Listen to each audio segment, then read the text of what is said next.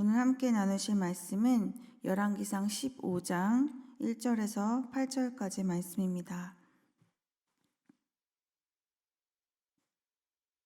열왕기상 15장 1절에서 8절까지 말씀, 저 한 절 성도님 한 절 번갈아 교독하겠습니다. 제가 먼저 1절 읽겠습니다.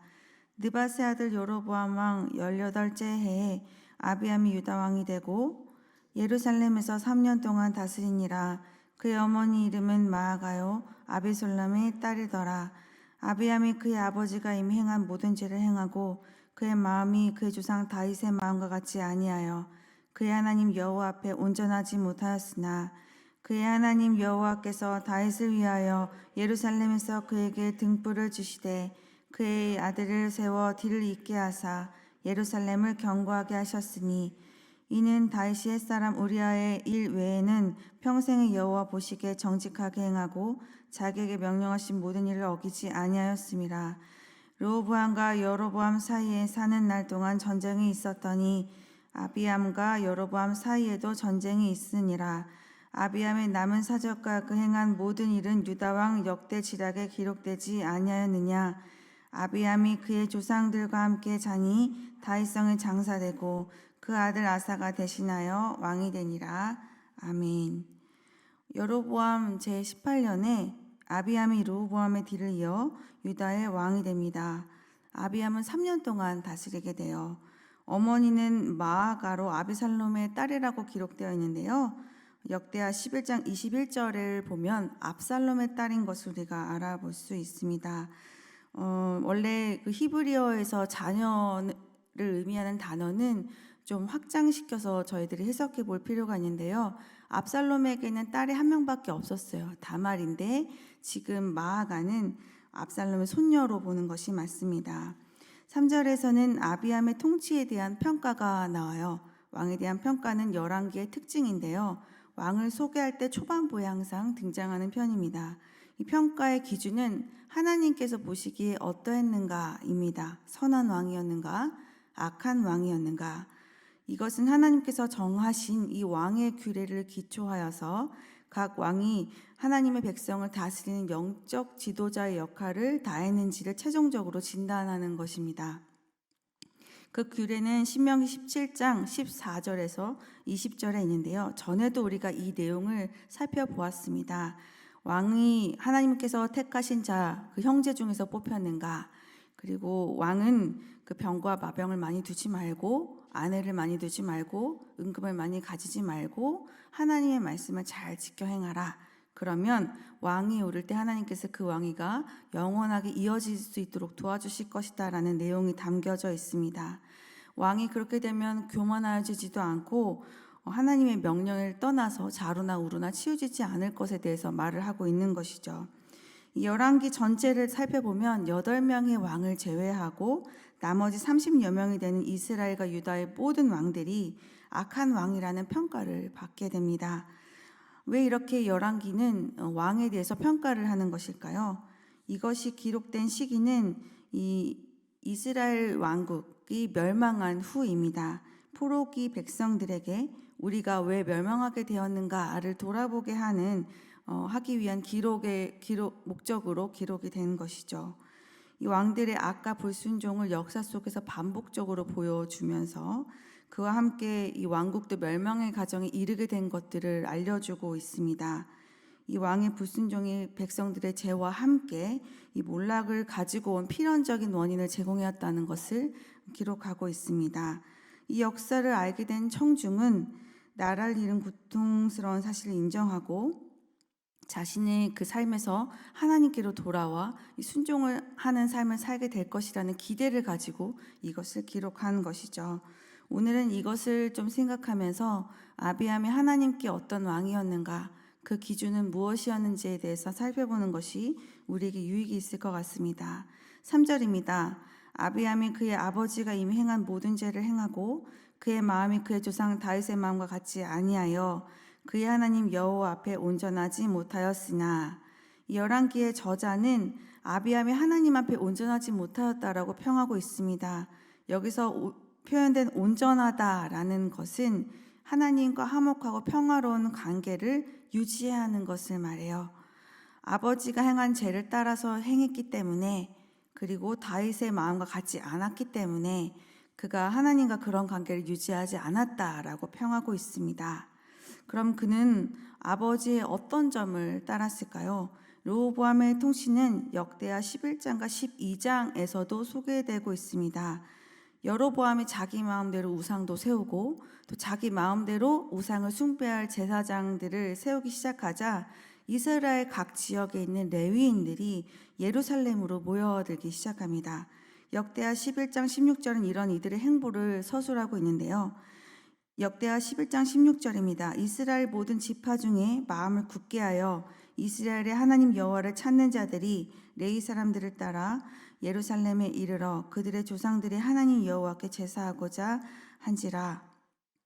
레위 사람들과 함께 예배를 지키고자 하는 사람들이 르호보암에게로 가기 시작했어요. 그래서 어떤 일이 일어났는가?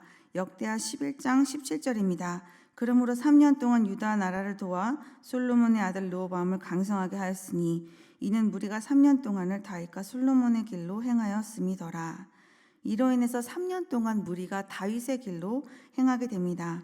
그런데 12장에서 변화가 생기기 시작해요. 역대하 12장 1절입니다. 르호보암의 나라가 견고하고 세력이 강해짐에 그가 여호와의 율법을 버리니 온 이스라엘이 본받은지라. 이러한 상황을 자세히 설명한 것이 열왕기상 14장 22절에서 24절인데요. 우리가 어제 살펴보았죠. 르호보암이 하나님 보시기에 굉장히 악을 행했는데 모든 조상들이 행한 악보다 그 악이 뛰어나서 그 죄로 인해서 하나님을 굉장히 노엽게 합니다. 산마다 푸른 나무 아래 산당, 우상, 아세라상을 세웠으며 그 결과 하나님께서 이스라엘 앞에서 쫓아나게 하신 그 원주민 가나안들이 행했던 가증한 일들을 이 이스라엘 백성들이 본받아 행하는 결과를 초래합니다. 역대하 12장 14절은 르호보암에 대해서 이렇게 마무리합니다. 르호보암이 악을 행하였으니 이는 그가 여호와를 구하는 마음을 굳게 하지 아니함이었더라. 세 번역을 이 본문을 이렇게 번역해요. 르호보암은 주님의 뜻을 찾는 일에 마음을 쓰지 않고 악한 일을 하였다. 솔로몬도 그렇고 르호보암도 그렇고 초반에는 하나님을 잘 섬기는 모습을 보여줍니다. 그러나 결국 끝까지 그 마음을 유지하지 못해요. 아비암이 아버지가 행했던 그 죄를 똑같이 따라갔다는 것은 바로 이런 모습을 말합니다. 하나님의 뜻을 찾는 일에 마음을 쓰지 않고 악을 행하여 온 나라의 우상이 퍼지도록 그냥 두었습니다. 이로 인해서 백성들이 제약의 길로 들어서게 만들어 버리죠. 이것을 우리에게 어떻게 적용해 보면 좋을까요? 하나님을 계속 찾고 추구하지 않으면 결국 이런 모습이 될 수도 있다는 교훈을 우리에게 줍니다. 처음에는 다윗의 길로 잘 걸어가던 백성들이 풍요로움과 이 평안함이 찾아오자 하나님을 버리게 됩니다. 이렇게 하나님을 찾는 일에 우리가 애써서 힘을 쏟지 않으면 물 흘러가듯 변하여 우상 숭배가 퍼지게 되고 죄악의 길로 들어서게 되는 것이죠. 우리의 일상 속에서도 하나님을 계속 추구하는 일들이 있기를 원합니다. 나의 삶을 주관하시는 하나님의 뜻을 나의 삶과 연결시키면서 그분의 뜻대로 우리의 삶을 운영해 나가는 그런 영적인 습관이 우리 마음속에 고정되었으면 좋겠습니다. 이 아비암에 대한 평가는 또 다른 평가는 다윗의 마음과 같지 않았다인데요. 다윗의 마음은 어떤 마음을 말하는 것일까요? 이 다윗도 하나님 앞에 온전하게 순종하는 모습만 보여준 것은 아닙니다. 5절에 표현된 것처럼 그도 하나님 앞에 큰 죄를 저질러요. 햇사람 우리아의 아내 밧세바를 얻기 위해서 그는 남의 것을 욕심내는 죄, 또 빼앗고 또 사람을 죽이고 한 가정을 파괴하는 일을 서슴지 않습니다. 자신의 죄를 덮기 위해서 자신의 손으로 그것들을 한 것이 아니라 심지어는 그 신하들의 손으로 그것들을 해결하게 만들어요. 다른 사람을 범죄에 가담시키는 일도 행합니다. 참 큰 죄악인데 그 죄악을 저지르고도 자신이 죄를 저질렀다는 사실을 인식하지도 못합니다. 그러나 자신을 책망하시는 하나님의 그 말씀 앞에 즉각적으로 회개합니다. 하나님께서는 다윗의 회개를 받으시기는 했지만 그가 지은 죄에 대한 대가를 치르게 하셨어요. 집에서 칼이 떠나지 않게 하고 지금 이 일 때문에 너의 아내는 대낮에 모든 사람들이 보는 앞에서 수치를 당하게 될 것이다 라고 말씀하셨는데요. 하나님의 그 말씀이 성취가 됩니다. 정말 다윗의 집에서 칼이 떠나지 않았어요. 다윗의 자녀들 사이에서 분쟁이 일어났죠. 압살롬의 그 여동생이 형제에게 겁탈을 당하게 되고 이로 인해서 압살롬이 보복을 해요. 그리고 그 후에 압살롬은 다윗에게 반역을 하죠. 그래서 다윗이 맨발로 쫓겨납니다. 압살롬은 다윗이 도망간 사이에 그 왕궁에 남아있는 그 후궁을 옥상으로 불러서 모든 백성들이 보는 앞에서 다윗의 그 후궁을 취하게 됩니다. 하나님의 말씀이 성취가 됐죠. 결국 압살롬은 요압에 의해서 죽임을 당합니다. 저는 개인적으로 다윗을 굉장히 좋아했는데요. 이 푸른 초원에서 어린 시절 양을 돌보면서 하나님을 찬양하는 모습이 너무너무 좋았는데 지금 이 모습은 너무너무 슬픈 모습이에요. 그래서 항상 다윗의 이야기를 볼 때마다 너무너무 슬픈 감정을 가지고 또 가곤 합니다.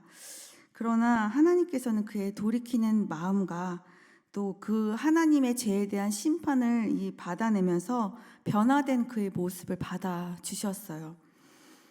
하나님께서 다윗의 죄에 대한 책망을 하셨잖아요. 그것이 다윗에게 어떻게 작용을 했을까요? 열왕기상 1장 1절에서 4절에 우리는 다윗의 모습을 보았습니다. 다윗이 나이가 너무 많아서 이불을 덮어도 그 몸이 따뜻하여지지가 않았습니다. 신하들이 이런 다윗을 위해서 한 여인을 이제 구해주고 그 여인으로 하여금 다윗을 섬기게 했어요. 몸을 따뜻하게 이렇게 품고 안을 수 있도록 해주는 것이죠. 그런데 이 본문이 여인에 대해서 설명을 해요. 여인의 이름은 아비삭이고 이스라엘 사방 영토 내에서 아리따운 여인 중에서 그 여인을 이제 찾은 거예요. 근데 그 아름다움의 정도가 심히 컸다고 표현합니다. 다윗의 그 아도니아가 아비삭을 취하다가 맞이하기를 구하다가 죽음을 맞이할 정도로 그 여인이 굉장히 아름다운 여인이었습니다. 그리고 그녀는 왕을 섬기는 자였기 때문에 다윗이 취하여도 아무런 문제가 되는 여인이 아니었어요. 그러나 다윗은 그녀를 취하지 않습니다. 큰 죄악과 허물이 있어도 다윗은 그 하나님께로 돌이키는 마음이 있었고 그런 하나님께서는 그런 그를 연단하셔서 죄의 이 본성을 거슬러 하나님의 선하신 뜻을 추구하는 사람으로 만들어 가신 것입니다. 다윗이 이 솔로몬과 르호보암과 다른 왕들과 달랐던 모습이 바로 이 모습입니다. 돌이키고 또 그 죄에 대한 하나님의 심판과 연단을 받아내어서 결국 하나님의 선하신 뜻을 추구하는 사람으로 되어가는 것. 하나님께서 말씀을 통해서 우리에게 주시는 교훈은 이 세상의 그 어떤 것보다 우리를 가장 아름답고 완전하게 회복시키는 것은 바로 이 하나님의 이 말씀입니다. 그것이 만능 치료제예요. 이것을 맛본 사람은 아프고 쓰려도 우리 상처에 소금을 치듯이 뿌리시는 그 말씀을 기쁨으로 받습니다. 그리고 그 말씀의 연단을 통해서 이 순결한 하나님의 자녀로 아름답게 성장해 나가는 것이죠. 이 다윗의 회개와 이 재헌신의 모습을 그 안에서 주시는 교훈을 마음에 새기는 일들이 우리에게도 있기를 원합니다. 또 아울러 다윗을 끝까지 하나님의 그 자녀로 아름답게 빚어가시는 하나님의 긍휼하심과 베푸시는 은혜도 기억하면 좋겠습니다. 다윗은 이런 마음이었어요. 그러나 아비암은 그러한 마음을 품지 않았죠. 그러나 하나님께서는 다윗의 후손이 왕위를 계속 이어갈 수 있도록 하십니다. 그럼에도 불구하고 다윗의 왕조가 계속 이어지는 것은 이 또한 하나님께서 그를 향한 그 신실하심과 끊임없이 베푸시는 긍휼과 은혜입니다. 다윗과 하신 그 약속을 지켜가고 계신 것이죠. 열왕기 독자들에게 주신 이 메시지는 오늘날을 사는 우리에게도 주신 말씀입니다. 오늘을 주신 이 말씀을 기억하면서 주님 뜻을 찾는 일에 우리의 마음을 쓰고 또 하나님께서 주시는 이 말씀에 민감하게 반응하여서 어제보다는 오늘 또 오늘보다는 내일 더 영적 회복과 성장을 이루시는 성도님 되시기를 진심으로 소망합니다. 함께 기도하시겠습니다. 사랑이 많으신 하나님, 은혜 주심을 감사합니다. 우리의 마음을 살피시기도 하시며 우리에게 은혜를 부어주시는 하나님, 오늘도 우리의 삶에 동행하여 주시기를 소망합니다. 하나님의 뜻을 찾는 일에 우리의 마음을 쓰기를 원합니다.